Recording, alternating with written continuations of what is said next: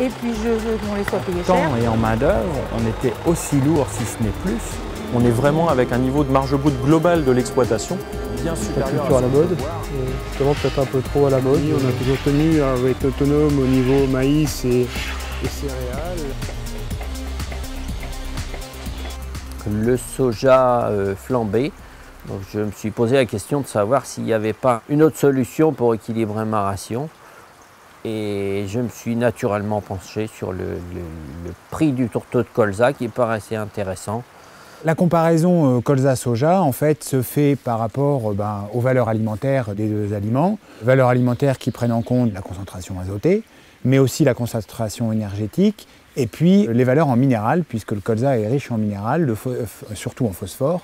Le phosphore est un minéral assez cher, donc ça redonne un intérêt. Les simulations qui ont pu être faites nous disent que le tourteau de colza devient intéressant quand il est à 75% du prix du tourteau de soja.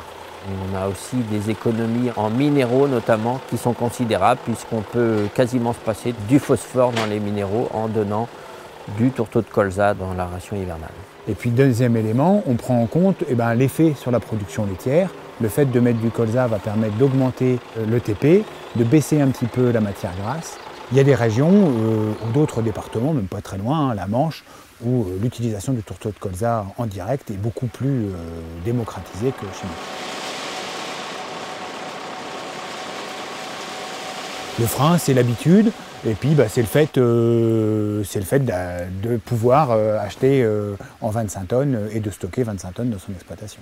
Pour faire des économies, il y a le colza, mais aussi il y a le fait d'acheter en grande quantité, de se faire livrer 25 tonnes. Ça permet de bénéficier de prix de gros, entre guillemets. Ça peut marcher pour d'autres matières premières. On peut aussi, avec un aliment du commerce, négocier auprès de son marchand d'aliments un achat en 25 tonnes. Et c'est quand même plus intéressant que de se faire livrer tous les 15 jours un camion de 5 tonnes. S'il fallait se faire livrer par 5 fois 5 tonnes, on peut estimer la différence de coût à 40-50 € tonne. L'intérêt du 25 tonnes n'est plus à démontrer aujourd'hui.